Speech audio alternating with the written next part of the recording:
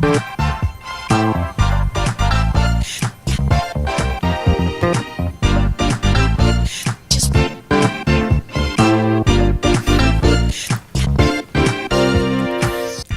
à toutes et à tous, bienvenue dans Good Morning CHU sur Radio CHU Bordeaux, l'émission des jeunes d'Abadi.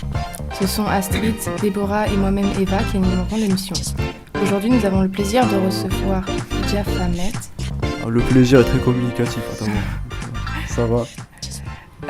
Vous êtes ancien boxeur thaï et vous êtes maintenant converti dans le cinéma et la comédie. Pourquoi ce changement soudain de voix ?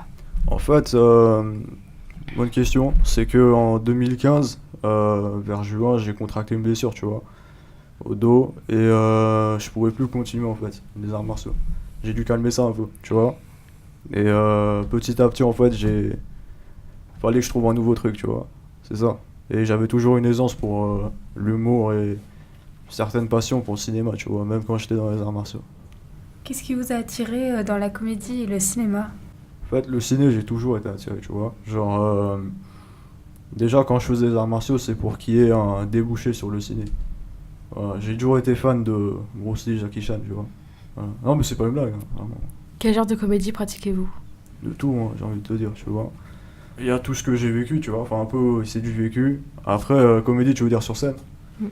Ouais, il y a du vécu, il y a un truc on touche à l'absurde un peu, tu vois, aussi, parfois.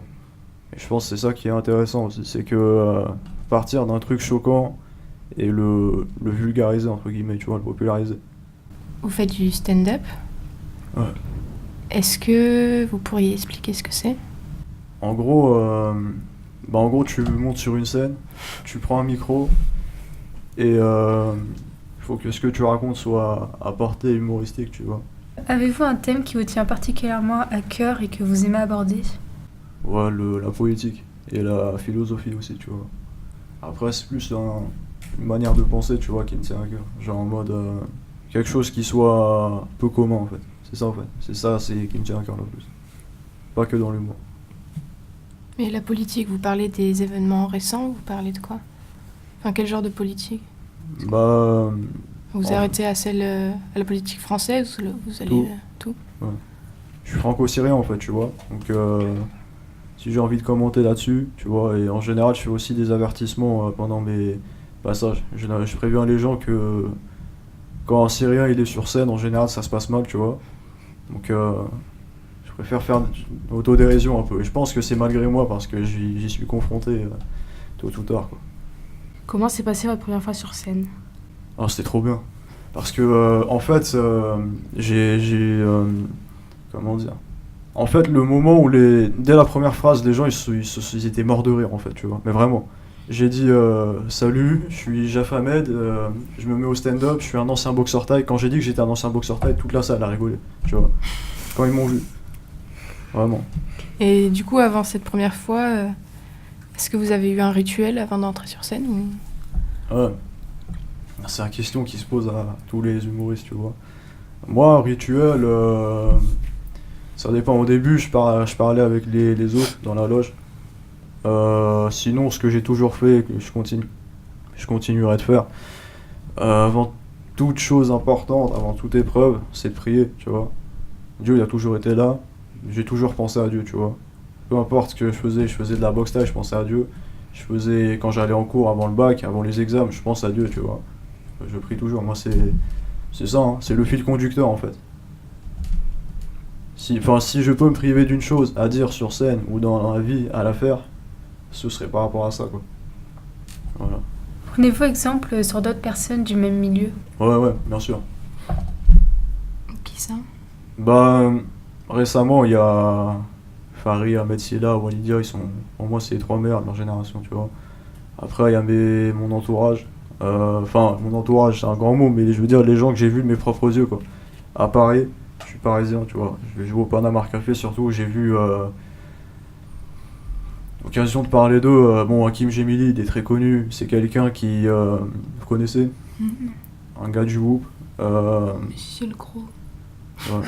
Un pote à Mister View, en fait. Et à Hugo tout seul. Ah oui. Je pense que... déjà, il m'a motivé, quoi. C'est quelqu'un, en une phrase, il a réussi à me motiver, à me pousser à continuer.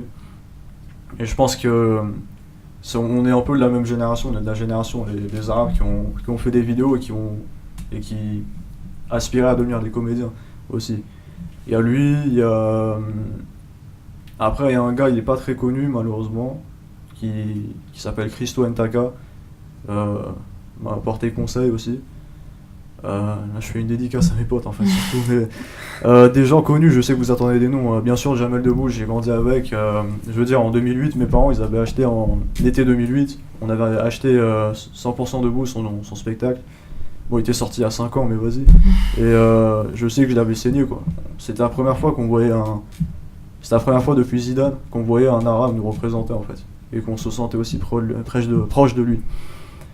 Après, bon, bien sûr, Gad Elmaleh, il y a... Mais vraiment, je pense, mon humoriste préféré français, c'est Michael Youn et Dieu... Enfin, Michael Youn, en fait. Voilà, c'est très... Tu vois, on peut vite remarquer l'inspiration. Avez-vous déjà joué dans d'autres villes à part Bordeaux ? Bah ouais. Paris, du coup. Bah ouais, je fais que ça, hein, de toute façon. Ouais. Comment vous avez découvert la boxe thaï ? Comment j'ai découvert ? En fait, j'ai toujours été dans les arts martiaux, tu vois. Toujours. Et à un moment, je me suis dit, j'ai été chauffé par la boxe thaï. J'avais 12 ans, je crois. Qu'est-ce qui vous a le plus plu dans la boxe thaï ? Encaisser, prendre et donner, tu vois. Je crois que c'est ça. Je crois que c'était très complet aussi. Mais après, ça m'a un peu lassé. En vrai, tu vois, j'ai fait de la boxe thaï, mais pas longtemps, tu vois. J'ai fait les arts martiaux en général, mais la boxe thaï, c'est 15 chapitres, les arts martiaux. Il y a une différence avec la boxe française ou pas ? Ouais. Ouais, en fait, tu vois, dans la boxe thaï, y a les coups de genoux, il y a les coups de coude. Je crois, la boxe française, il n'y a pas le droit à ça, tu vois. Tu peux aussi attraper parfois le mec en face. Je crois qu'il y a ça aussi. C'est tout. Moi, j'ai un peu étudié la boxe française, mais sans plus, quoi. Et est-ce que... les arts martiaux, on apprend aussi un certain mode de pensée, je crois. Ouais, je crois que c'est de ce côté-là que t'évolues le plus, d'ailleurs. Ouais, et est-ce que ça vous a aidé pour monter sur scène, pour gérer le stress, etc. Ouais, c'est... moi, je me rappelais un truc, tu vois. C'est la remise en question, toujours. C'est-à-dire, toujours se dire qu'il y a moyen de faire mieux. Ça m'a rendu perfectionniste, et ça, les gens, ils le remarquent toujours. Ils me disent toujours... que j'ai un perfectionnisme, mais parfois ça peut me jouer des tours après, tu vois. Mais ça, clairement, ça vient des arts martiaux, par exemple. Tu comptes jouer dans d'autres villes ou t'as des spectacles de prévus ? Ouais, en fait, vu que c'est la rentrée, là, ça va charbonner, tu vois. Demain, je suis au Gabestal, tu vois. Demain, donc on sera le 7 septembre 2017, pardon, putain. Ouais, demain, je joue au Gavé, je rejouerai le mois d'après, le 5, je crois. Jeudi 5. Je sais plus, ce sera combien, mais le premier jeudi d'octobre, j'y serai. Donc ça, c'est pour Bordeaux. Je vais animer une scène ouverte qui est déjà bookée, mais on cherche toujours, hein, si vous nous écoutez, je suis preneur. Où il y aura des humoristes, tu vois, on est déjà 6. Enfin, ils sont 6, sans me compter. Ce sera le 9 octobre au Levrette Café. Le café Levrette. C'est son vrai nom, hein, c'est pas une blague. Hein. Non. Le café, c'est pas moi qui l'ai choisi, hein, mais... Ça, c'est pour Bordeaux. Après, comment ça s'appelle ? Il y a à Paris, il y a le Sonar, c'est samedi 9 septembre. Ouais, c'est ça, samedi 9 septembre à 20h. Le mardi 26 septembre, je suis au Café Oscar et voilà. C'est bon. Et est-ce que t'as des réseaux sociaux, on peut te suivre ? Ouais.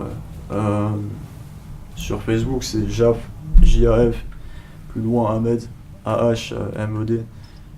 Et sur Snap et Insta, c'est là où je touche le plus à l'humour en fait. Donc ce sera J-A-F-Z-E-T-R-E-I, JAF The Trait. Parce que The Trait en fait c'est le verlan de 13. Et 13 c'est mon arrondissement d'origine à Paris, c'est mon quartier. C'est sur cette dernière réponse que nous terminons l'émission. Un grand merci à Jaf Ahmed d'être venu sur Radio CHU Bordeaux.